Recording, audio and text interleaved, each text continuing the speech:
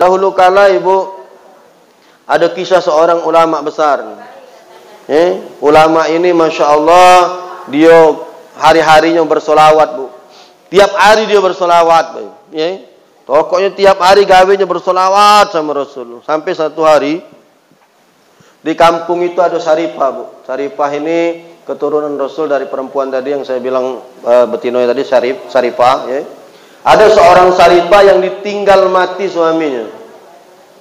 Saripah ini hidup dengan anak-anaknya. Karena kesusahannya inilah, lalu Saripah ini menjualkan rumah peninggalan suaminya. Setelah rumah dijual, lalu Saripah ini ngontrak bu. Semakin hari karena dia ini maaf jando, ditinggal mati suami, usaha dak katik, nyari dak baca. Adonian bu, betino yang dak katik kedadakan tu. Ngapa kamu tahu ketahui? Ada tak betina katik kedadakan? Tak ngerti kamu. Katik kedadakan tu nede itulah bacanya. Dia kalau maksudnya tu bacanya cuma nada, nede pula salah, nada maksudnya gitu. Nada.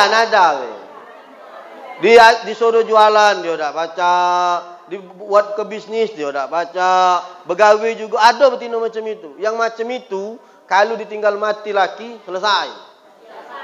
Wassalam, melok mati pula. Ada yang betina tu lah lincanian, ada juga bu kelincahan, nyari duit pacak galau. Ini pacak, segala pacak, jadi sombong pula. Lakinya belum mati, suruhnya matilah pula dah ringam aku. Aku lah pacak nyari duit dewek je dah. Ibu bapa yang dimuliakan oleh Allah, karena faktor ekonomi, lalu kemudian Saripah ini semakin lama semakin hancur bu kehidupannya. Sampailah kemudian dia tidak mampu lagi membayar kontrakan rumah. Akhirnya Saripah dengan anak-anaknya ini lalu kemudian terusir dari rumah kontrakan itu. Bingung Saripah ini bu, mau tinggal di mana? Katik tempat. Tetangga ngomong, kau datangin ada ulama situ. Ada ulama besar di situ. Kau ngomong minta tolong dengan dia. Datanglah Saripah ini ke rumah ulama itu.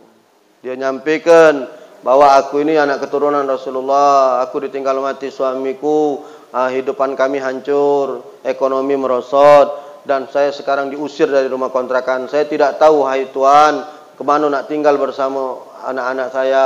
Boleh tak saya singgah sebentar di rumahmu, sampai saya mencari kehidupan yang baru. Maksudnya itu nyari ekonomi lah, bagus ekonomi, numpang dulu. Apa dijawab oleh ulama besar ini? Apa buktinya kalau kau Saripah? Apa buktinya kalau kau anak keturunan Rasulullah? Bu, zaman dahulu memang tidak ada satu lembaga yang melegitimasi. Kalau sekarang ada namanya Rabita Alawin atau Rabita Alawiyah. Di Palembang ada, Ketua Rabita Alawiyah kalau tidak salah Habib Umar Abdul Aziz bin Abdul Rahman bin Sihab. Itu lembaga Alawiyin ini, Rabita Alawiyah ini, dia yang ngasih paspor bu, yang ngasih stempel lah kalau bahasanya ini juriat Rasul. Karena ada uang ibu, namanya masyahik. Masyahik itu orang Arab, orang keturunan Arab tapi bukan habaib. Jadi tidak seluruh wong Arab itu habib galau. Ada yang masyahik. Masyahik itu dia wong Arab, keturunan Arab tetapi bukan habaib. Nah, itu harus dibuktikan memang Sarip dengan Saripah itu. Zaman dahulu tidak ada lembaga Rabita Alawin ini. Maka ibu ini tidak bisa menjawab bagaimana dia nak membuktikan kalau dia adalah Saripah. Sampai akhirnya ulama ini mengusir ibu ini dengan anak-anaknya. Dengan perasaan sedih, Saripah ini bersama anak-anaknya bu keluar dari rumah ulama tersebut. Subhanallah, baliknya dari Saripah ini, malamnya ulama ini bermimpi bu. Dia bermimpi, dia dibawa ke di satu tempat yang indah nian di surganya Allah. Bagus nian tempat itu. Sehingga kemudian ulama yang ahli solawat ini tadi pengen masuk ke dalam tempat tersebut. Tapi penjaganya menghadang ulama ini. Tak boleh. Ada apa kata ulama ini? Kenapa aku tak boleh masuk ke tempat ini? Kalau kau nak masuk ke tempat ini, kau harus izin dengan Rasulullah. Dan tak jauh dari tempat itu, berdirilah Rasulullah SAW. Akhirnya dengan pede ulama ini mendatangi Rasulullah. Ya Rasulullah, aku adalah umatmu ya Rasulullah. Aku selalu bersolawat kepadamu ya Rasulullah. Siang, pagi, malam ku habiskan waktu untuk bersolawat kepadamu ya Rasul. Izinkan aku masuk ke dalam tempat itu ya Rasul. Rasul cuma jawab sedikit bu.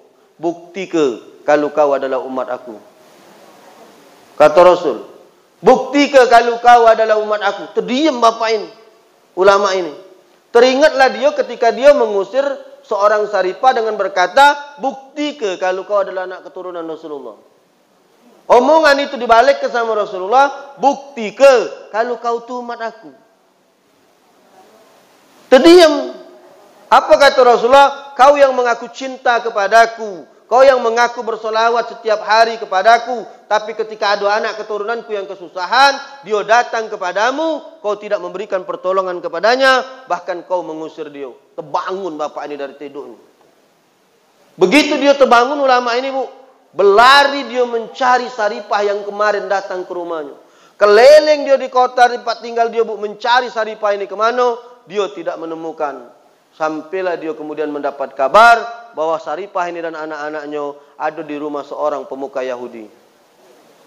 Jadi waktu dia diusir oleh bapak ini tadi, oleh ulama ini tadi, Saripah ini kebingungan bu, nak tinggal di mana? Ketemulah dengan salah satu pemuka kaum Yahudi. Ya tentunya agamanya Yahudi, bukan agama Islam, kan? Tapi hebatnya pemuka Yahudi ini kemudian menampung Saripah ini. Ditinggalkannya, diinjoknya tempat di satu tempat di rumah dia bersama anak-anaknya. Akhirnya ulama ini ngejar ke rumah pemuka Yahudi itu. Dia ketok, wahai tuan, benarkah ada seorang perempuan dengan anak-anaknya tinggal di rumahmu saat ini? Dia janda ditinggal mati lakinya.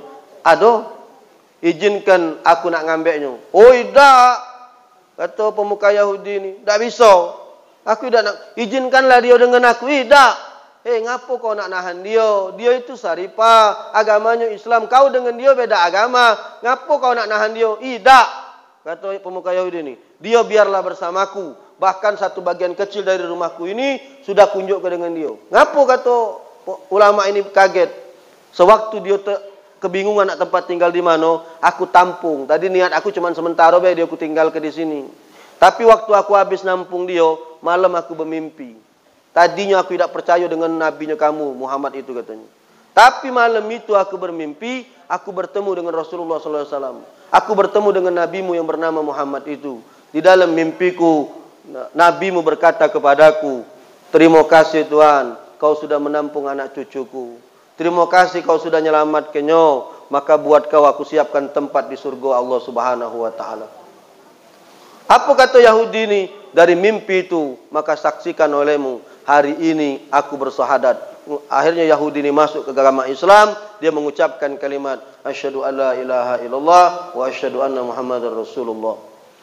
Wasilah dari mimpi bertemu Rasulullah, Yahudi ini kemudian ibu masuk ke dalam agama Islam. Lalu Saripah ini tadi ibu bersama anak-anaknya ditampung dan diberikan tempat dan makanan minum yang layak di rumahnya. Masya Allah. Ada ulama yang ahli salawat, ngerasa dekat dengan Rasulullah, justru tidak bisa masuk ke dalam surganya Allah, gara-gara dia mengusir anak cucu keturunan Rasulullah.